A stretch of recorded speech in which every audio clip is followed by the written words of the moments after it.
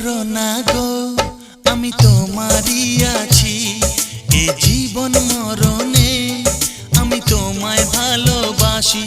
আমি তোমার ছায়া হয়ে রব তোমার পাশাপাশি।